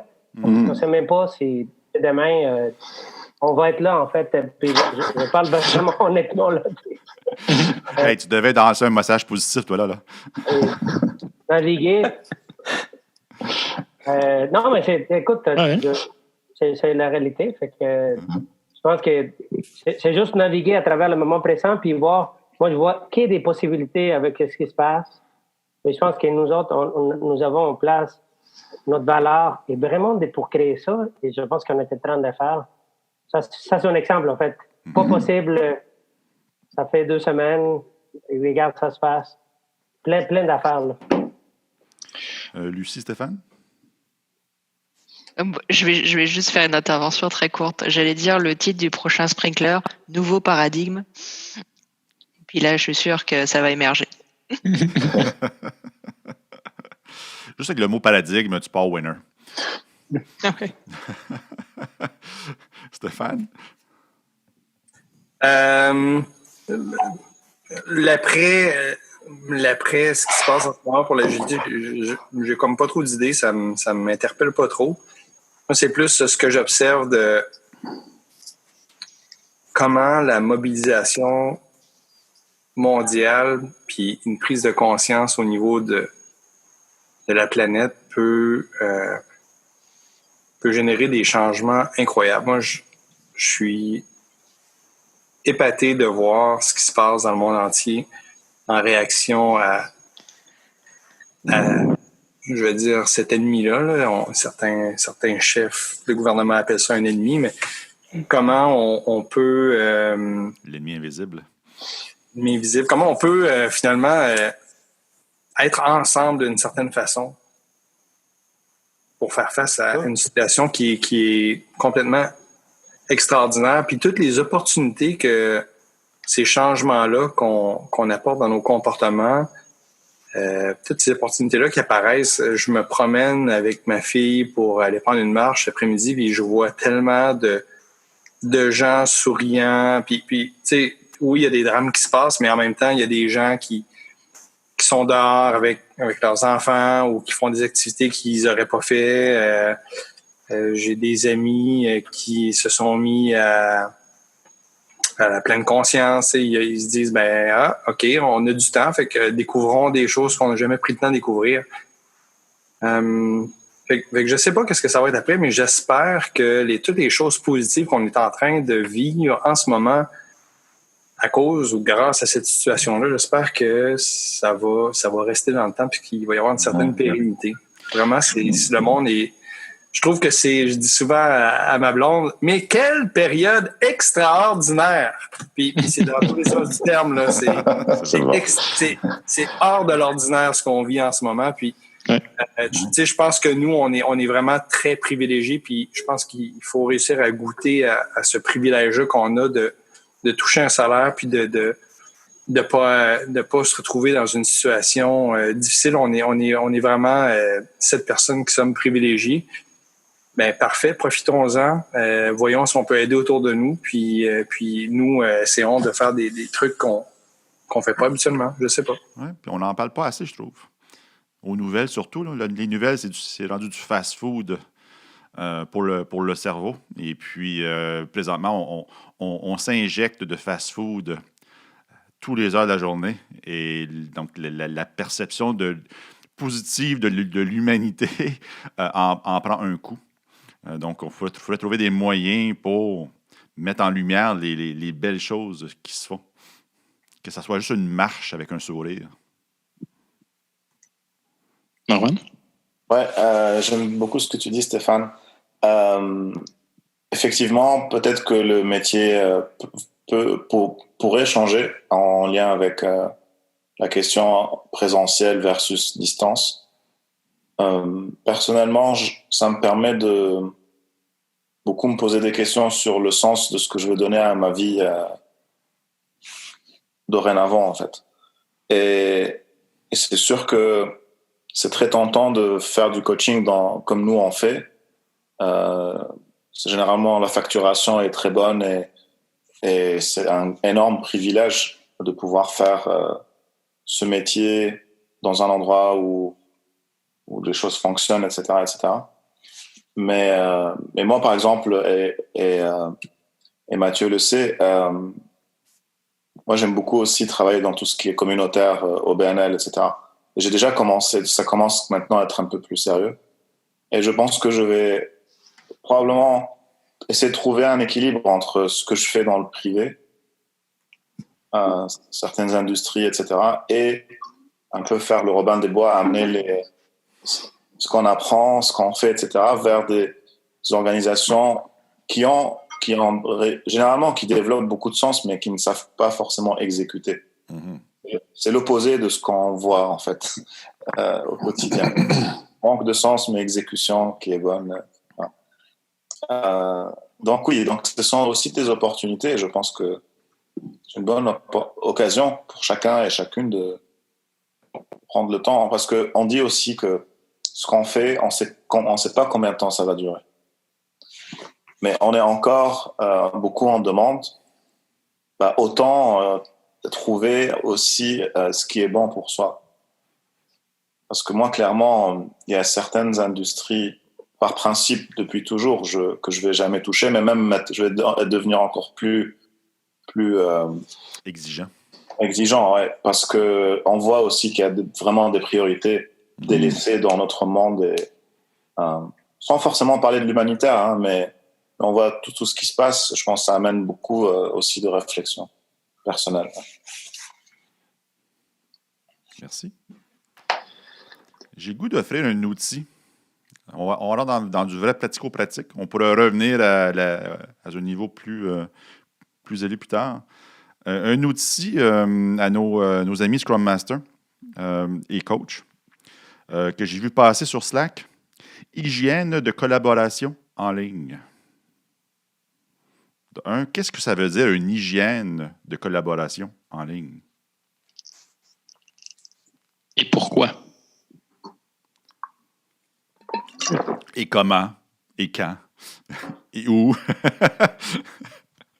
J'inviterais ceux qui l'ont posté à partir de la discussion. Stéphane et Zeus? Ça veut-tu dire qu'il faut qu'on se lave? Oui. Êtes-vous toujours là? Ouais. OK. Tu fais référence à quoi exactement, Éric? J'ai vu passer à un moment donné, quand tu m'as fait une petite démonstration de mural, un beau titre qui m'a accroché, Hygiène de collaboration en ligne. OK. Donc, est-ce que ça veut dire qu'il faut qu'on se douche avant chaque meeting?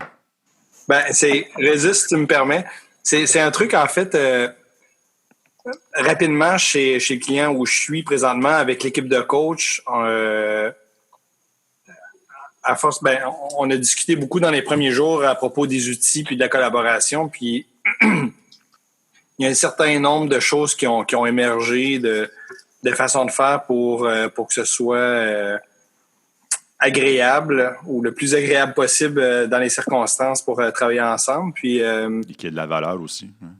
Oui, en fait, Résus, ce que tu as vu, Éric, c'est que Résus, il a pris certaines de ces choses-là, puis tu me corrigeras si je me trompe, Résus, mais il a posté ça sur son blog, il a fait une section sur son site sur la collaboration en ligne, le télétravail, puis moi, quand j'ai vu ça, ça m'a allumé. Puis, au moment de préparer la facilitation d'un lift-off d'équipe, une des premières choses qu'on a fait, c'est regarder j'ai appelé ça des règles d'hygiène, de collaboration. Mais j'ai pris les lignes que Résus avait mis, puis j'ai presque intégralement foutu ça dans la muraille de collaboration que j'avais fait, puis on a regardé ça ensemble. Dans un check-in, je le verrai. Je m'engage à garder une hygiène de collaboration lors de notre meeting, c'est-à-dire par exemple, de garder ma caméra allumée pour la durée de la session. Mettons. Ou ce que tu as fait, en fait, Éric, tu l'as fait avec nous. Au début, tu nous as dit, tu as fait l'hygiène avec nous. Oui. Tu as dit, écoute, comment on va collaborer? Mais je pense que c'est pas nécessaire qu'on aille les micros en mute parce que c'est plus riche, on perd un peu. Oui. Tu l'as fait en tant que facilitateur. Tu as suggéré qu'on utilise la vous où on se voit tous pour faciliter les interactions. Oui. Puis, lever la main. Exactement, lever la main. Ça, c'est comme trois choses de base. On avait parlé de chat pour avoir des discussions à côté parce qu'on n'a pas besoin dans les cadres de ces rencontres-là, au moins, on ne l'a pas prévu. Mm-hmm. C'est un truc qu'on pourrait prévoir. Upfront, c'est des trucs qui sont plus nécessaires qu'on est présentement.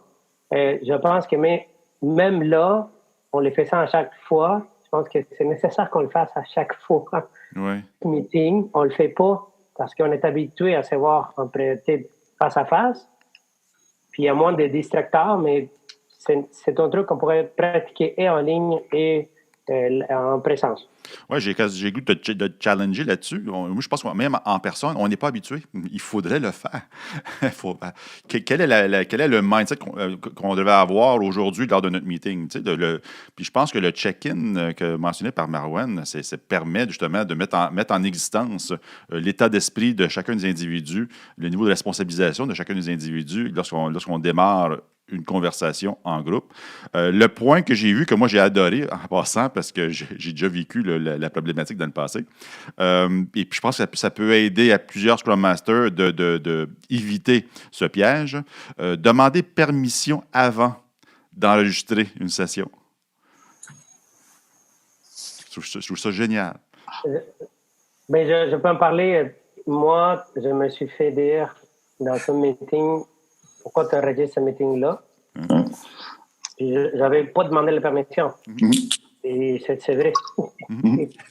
C'est vrai que j'ai dit, écoute, avant d'enregistrer, est-ce que tout le monde est d'accord? Oui? OK, c'est bon. Ça peut paraître banal à la surface, mais ça ne l'est tellement pas. C'est la confiance. On brise la confiance de nos collègues là, si on fait peu importe c'est quoi. Et c'est un de ces quoi-là. De démarrer une session d'enregistrement, j'ai l'impression que ça fait mal un peu à la confiance. Lucie? Est-ce que vous avez eu des enjeux, par exemple, des personnes qui ne mettent pas forcément la vidéo, d'autres oui? Comment vous faites? Un concours de chapeau original. Que j'ai vu passer, j'ai pas fait, hein, j'ai vu passer à quelque part sur le web. Oui, pour vrai. Puis en ce moment, le trend, là, c'est avoir un background cool avec Zoom ou mettre le plugin Snapchat pour justement faire une face de chien. Puis à la limite, on peut même s'en servir comme check-in. Attends un peu, il y a un plugin Snapchat dans Zoom?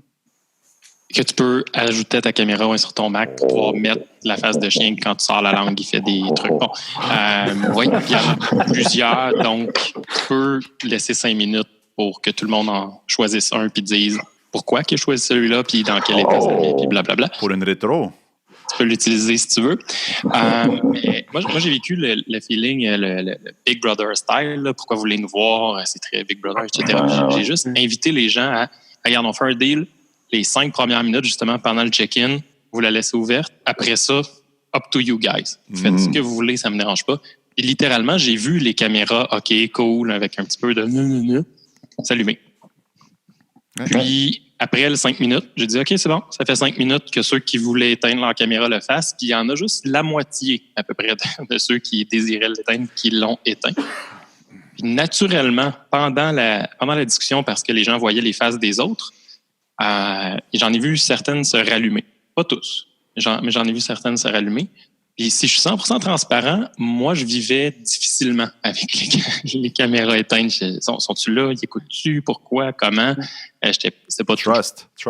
Parlais, mais mon trust était un peu... C'est des gens que je connais, puis je suis persuadé qu'ils étaient là, mais ça me graffinait un peu. Il a fallu que je combatte ce feeling-là, mais... Le 5 minutes, juste dans le trust but verify. C'est viscéral, là. Mais bon. Ouais. Puis moi, je serais du genre, je pense, si j'étais encore développeur, non, j'allume pas ma cam, là. je pense. Fait que l'empathie, à full planche, sans problème. Jésus?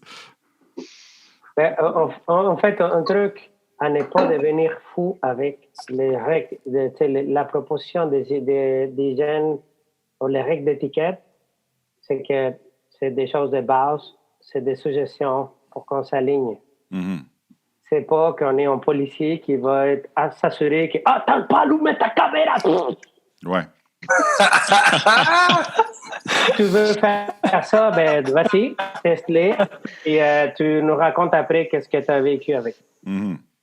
Moi, je te dirais, écoute, protocole de base et on fait notre mieux. Si les gens le respectent, tant mieux. S'ils ne le respectent pas, tant pis, c'est correct, tu vis avec ça. Je fais du pouce parce que tu as parlé de police, puis on reviendra sur l'hygiène là, avec plaisir. Un des outils que j'ai découvert, que malheureusement, je n'ai pas ce soir, sinon je les aurais utilisés ad nauseam, c'est les cartes de, je ne sais pas si vous les avez vues, sur Super Collaboration ou Super Collaborative, j'ai un petit blanc de mémoire, mais essentiellement, c'est des cartes avec t'es sur mute, you're frozen, je veux parler après, je suis d'accord, je suis pas d'accord. Puis il y a des cartes Elmo, voilà, merci, c'est bon, j'accepte le Elmo. Donc, il y en a un qui est le carton rouge, c'est pour ça que j'allume sur la police, là, mais le carton rouge, puis moi, je l'utilise des fois quand on est entre coach et Scrum Master, parce que des fois, dans un élément de ventilation, on peut tomber dans le sarcasme et l'ironie beaucoup. Puis c'est le fun pendant un bout, ça fait du bien, mais à un moment donné, ça devient trop. J'ai utilisé le carton rouge que j'ai simulé, puis j'ai donné un 5 minutes pas d'ironie pour toi. Je salue Alain. Si tu écoutes. Il y a eu droit à un 5 minutes, pas le droit d'ironie. Tu parles. Lui, il se reconnaîtra, il est petit puis il est roux. Petit. on revient sur l'hygiène, je suis désolé. Non, mais ça fait partie de l'hygiène, ça. Ça fait partie de l'hygiène aussi. Si vous êtes capable de communiquer efficacement sans interrompre, sans utiliser la voix, utiliser un outil alternatif comme les cartes de communication. C'est un beau point d'hygiène, je pense. Ça serait quoi d'autres points d'hygiène qu'on pourrait ajouter? Je ne sais pas si vous avez vu la liste déjà. Garder sa caméra en service allumée, se placer sur mute lorsqu'on ne parle pas, qu'on n'a pas appliqué ce soir et aujourd'hui. Lever sa main lorsqu'on veut prendre la parole ou le signaler dans le chat. Éviter les conversations multiples, oui, bien sûr. Demander permission avant d'enregistrer la session. Si vous pouvez communiquer avec du non-verbal versus du verbal, choisissez le non-verbal. Qu'est-ce qu'on pourrait ajouter à ça aussi? Il y a une pratique que j'utilise en temps normal, c'est les rôtis. Ouais. Donc, quand j'anime une rencontre, systématiquement, je fais des rôtis et il y a des équipes qui ont appris à le faire sans que je sois là. Ce que j'aime beaucoup. Mais c'est d'autant plus pertinent aujourd'hui, en fait, à distance. C'est-à-dire prendre l'habitude de s'auto-évaluer comme groupe par rapport au temps qu'on a passé. Ouais, peut-être même un outil à 2 niveaux. Un outil au niveau du contenu et du contenant. C'est une mini-rétro et ça permet de développer aussi justement de nouvelles règles s'il le faut. En tout cas, voilà. Et pour Lucie aussi, petite pensée à Lucie par rapport à ça. Ouais. Merci beaucoup, je viens de tout noter.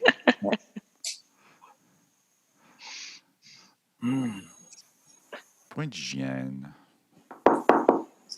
Moi, j'aurais envie de parler de BAD. Je ne sais pas si on n'a pas abordé encore. Là. Quoi, les BAD ou les opportunités de l'agilité en télétravail, si on peut embarquer là-dedans? Le MAD, M-A-D, MAD? Non, BAD. Le BAD. AD. OK. Moi, je vais faire des pouces sur les points que Marouane a mentionnés. C'est pas du BAD, mais ça pourrait devenir. C'est comment on prend soin de nous pour garder l'espace ouvert. Ça, je trouve ça peut dérailler facilement. Vendredi passé, j'ai dû littéralement couper et dire le matin, ben écoute, je ne suis pas capable de déplacer ce meeting-là. Ma tête n'est pas là. Je me suis réveillé. Je suis reposé physiquement, mais mentalement, je ne suis pas. C'est impossible, je ne suis pas capable. Ça, je trouve que c'est pas nécessairement l'agilité en soi, c'est la conséquence du contexte actuel, maison, enfants, famille, travail, télétravail, changement, coronavirus, tout ça. Ça, c'est un élément à faire attention. Ouais. Je ne sais pas comment vous vivez ça.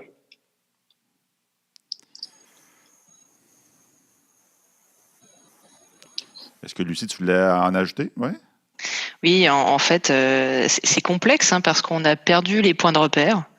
On a d'autres habitudes, on a toutes cassé les autres. Et puis, comment on fait pour survivre à ça? Comment on fait pour se rebâtir, justement, des nouvelles habitudes qui vont faire qu'on peut rester ancré dans notre journée avec l'accompagnement des équipes? Comment on reste à leur disposition, à leur disponibilité? Et puis, personnellement, j'ai essayé un petit truc depuis lundi. Je me suis fait un petit emploi du temps. Voilà, quand je me lève, petite méditation de 10 minutes pour me mettre prête pour ma journée. Des formidables coffees agiles avec Eric. Oui. Puis, l'heure du lunch, midi 13h, je débranche tout. Tout est débranché, je suis pas là. Je marque away from my keyboard. Et puis, je me fais à manger. Je vais marcher 15 minutes. Je reviens. J'écoute à 13h Monsieur Legault en faisant des étirements sur un tapis de yoga. Et puis, sincèrement, tout ça, là, on en est quoi? On est mercredi, mais je vais beaucoup mieux que la semaine dernière. Alors, peut-être que ça aide un petit peu à ce qu'on ancre des nouvelles habitudes pour qu'on se sente bien. Et puis, je pense que c'est du essai-erreur, voir qu'est-ce qui nous interpelle, qu'est-ce qui nous fait du bien au cours de la journée. Méditation, comment? Méditation, j'ai partagé quelques petits trucs sur LinkedIn dernièrement. Ouais. Personnellement, je le fais via des applications qui sont gratuites. Après, vous pouvez aussi payer si vous voulez continuer. Okay. Je vous conseille la version anglophone. Il y a Headspace qui est plutôt sympa. Sinon, côté francophone, on a Evolum qui est génial et Petit Bambou. Et puis, en fait, c'est bien parce que là, comme je pense que c'est Stéphane, tu parlais de pleine conscience. Là, tout le monde est un peu en mode. Je crois que je vais essayer parce que ma santé mentale, elle en prend un coup en ce moment. Et puis, c'est super dur de débuter la méditation. Oui. C'est compliqué. Alors, ce que j'aime, c'est que ces applications-là, elles vous amènent sur des méditations pas trop longues, qui sont guidées. Donc, c'est pas juste 15 minutes où on pense à rien et en fait, on capote complètement. Donc, ça vous aide un petit peu à vous mettre dans l'ambiance. Et quand vous le faites, au bout de la 4e, 5e journée, la 6e, si vous le faites pas, ça commence à vous manquer. Et là, votre habitude, ça y est, elle commence à émerger et il y a un besoin en fait qui se crée. Et ce qui est bien, c'est que dans des moments où, comme vendredi, ce que tu as vécu, Jesus, où là tu dis mon Dieu, je perds les pédales, j'en peux plus. La méditation, ce que ça va vous apporter, c'est que vous êtes capable de mettre votre état d'esprit dans cette condition-là, où vous revenez un peu rebaser votre pleine conscience dans le moment et prendre soin de vous, prendre soin de votre santé mentale. Sincèrement, ça m'accompagne. Et ça m'aide à me régénérer. Puis j'écoute énormément mon corps. Cette semaine, moi, c'est mon dos. Il est meurtri. Ça se balade. Je sens les douleurs. Alors, là, une petite douleur. On a des casques Bluetooth pour la plupart. Donc, hop, on va se promener. On s'étire un peu. On y va. Puis, avec des amis, on s'est fait un petit truc. C'est qu'on s'appelle, on met une toune. On est tous ensemble. On danse sur la toune, on se lâche, on met l'énergie à fond et on retourne à notre journée. Puis des fois, ça fait juste un peu s'activer. Donc, on change à nouveau le Daily Scrum. C'est maintenant le Daily Meditation. Plus un petit bambou. J'aime beaucoup le petit bambou. Il y a même un peu de gamification dans le truc là où il dit combien tu as fait de sessions consécutives, et ainsi de suite. Puis, en tout cas, c'est vraiment bien. Si vous avez envie, là, c'est un parcours de base gratos qui est 10 sessions, puis c'est 10 minutes, 10 à 12 minutes chaque. Fait que c'est pas coûteux en temps. Ça s'insère bien dans le début d'une journée, je trouve, ou le soir au coucher. Je vais les ajouter dans la description. Règles d'hygiène. Dans notre session de ce soir, je réalise un truc pour aider les participants qu'on facilite. Alors, c'est un commentaire constructif, mais c'est vraiment de donner un cue. Puis Mathieu, je t'ai vu le faire quelques reprises. Disons, quelqu'un lève la main. Ben non, parce que... Ça marche pas, non?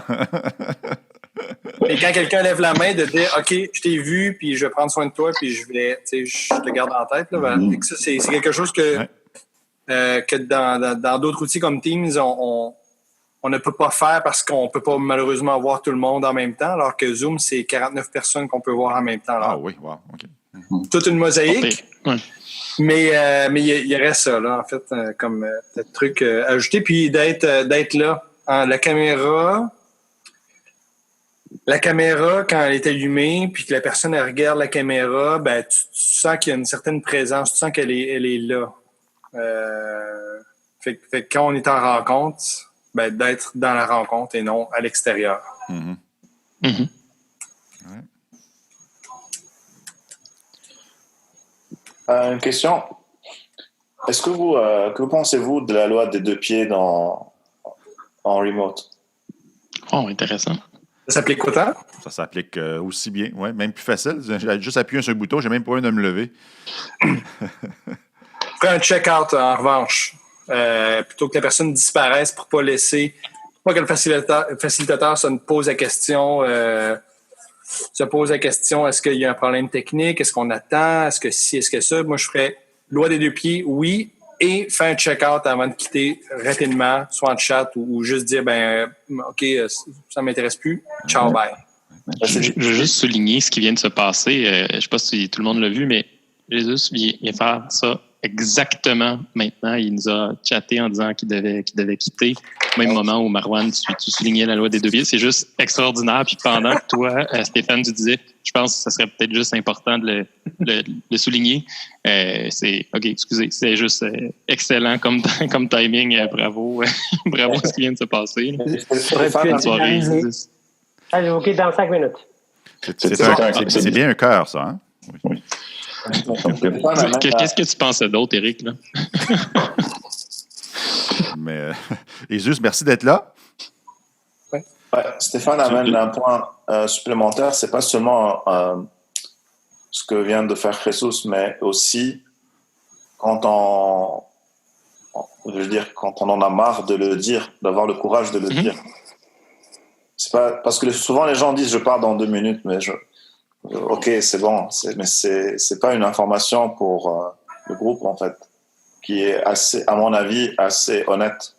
Donc, ça demande aussi la confiance, construire de la confiance, pour pouvoir dire je peux plus participer, c'est plus intéressant, etc. Mm-hmm. Comme ça, Stéphane? Vas-y. Lucie, vas-y. J'essaie d'appliquer la nouvelle règle d'hygiène. OK. Oui. J'allais te demander, Marouane, justement, mais comment ça se passe dans la vraie vie quand il y a quelqu'un qui n'en peut plus du meeting? Est-ce qu'il se manifeste tout le temps? Ouais, c'est ça. En fait, c'est là où on rentre un peu dans certains protocoles dans check-in, check-out, parce qu'il y a des intentions derrière, en fait. Donc, le check-out, c'est je peux plus vraiment être utile pour moi-même et pour le groupe, donc c'est mieux que je sois ailleurs. Et pour ce faire, je dois le dire, même si c'est cru. Mais là, c'est beaucoup d'entraînement pour y arriver. Donc, la plupart des gens vont simplement juste partir. Donc, moi, je le fais tout le temps. Et je dis pas que j'ai toujours le courage parce que je suis le seul à le faire. Donc, parfois, je dis pas vraiment pourquoi je pars. Mais quand même, je m'excuse. Je me dis, bon, je vais partir. Il y a quelque chose de plus important pour moi à faire ailleurs. Donc, oui, c'est beaucoup d'accompagnement pour y arriver. Mais quand on y arrive, moi, je trouve que c'est super. Mm-hmm. Merci. Mathieu, qu'est-ce que tu dirais si on convergeait? C'est drôle parce que peut-être que mon timing, avec l'invitation du check-out que Marouane vient de faire, ce que Jesus a fait dans 5 minutes, et toute la discussion sur le faire attention à soi puis prendre des moments pour soi. Moi, une des façons, il y en a qui sont dans la méditation, moi j'ai besoin de bouger. Et là, l'heure du dodo arrive bientôt et pour réussir à le faire, j'ai besoin de dépenser le restant d'énergie que j'ai parce que c'est ça. Je suis un peu comme un bébé labrador. Donc, moi, dans 5 minutes, je vais check-outer pour aller faire du sport. Merci, Jesus, de me montrer comment faire. Aller faire du sport. Je vais appliquer tous vos principes dans quelques instants. J'ai trouvé ça vraiment super intéressant de discuter avec vous. Puis extrêmement enrichissant. Ça a amené d'autres pensées. Puis le désir de faire un autre épisode sur ça va avoir de l'air de quoi plus tard, qu'est-ce qu'on a appris. Puis répéter cette récurrence-là. Je trouve ça exceptionnel. Oui, un follow-up, peut-être même dans le studio. Il va falloir s'organiser différemment, mais ça le fun. Ça le fun. Quelqu'un veut offrir un petit mot de la fin? Jean-Christophe? Moi, je peux juste dire que j'ai beaucoup aimé le niveau de la discussion qu'il y a eu entre nous 7, vraiment. Donc, je vous remercie beaucoup. Tu as eu ton souhait. On n'a quasiment pas parlé d'outils. C'est formidable. J'adore. Merci beaucoup. Jesus? Je voulais encore une fois vous remercier à vous deux de toujours avoir les petites clins d'œil pour voir des opportunités d'art et en tirer profit pour le bénéfice de la communauté. C'est une chose que vous avez en vous deux. Merci pour ça. C'est nécessaire. Et ça, merci Lucie de ton enthousiasme aussi parce que c'est à cause de ton message qu'on a démarré les channels de télétravail sur le Slack et ça a popé comme n'importe quoi. Puis merci pour ça, mais merci à vous tous du courage. Juste un mot, il y en a des gens qui se font licencier, qui n'ont pas la chance que nous avons en ce moment. Je pense que nous avons un rôle à jouer aussi pour prendre soin d'eux, les aider à se retrouver. Ils n'ont pas eu la chance que nous avons d'avoir des compagnies qui comprennent un peu différemment ou qui sont capables de se reprendre dans la crise aussi. Que juste cette partie-là, ça existe aussi. C'est pas pressant aujourd'hui, mais on a moins de personnes qui sont affectées par ça. Merci pour la générosité. J'ai apprécié énormément la conversation aujourd'hui. Merci. Alors, s'il n'y a pas d'autres mots, j'en profite pour vous dire un gros merci. Vous êtes, comme on l'a dit depuis le premier podcast, vous êtes des perles. Et le but du podcast, c'est de mettre en lumière les perles du Québec. Donc, merci beaucoup. Je suis l'exemple. Oui. Je vous souhaite une belle soirée et puis bon courage pour la suite.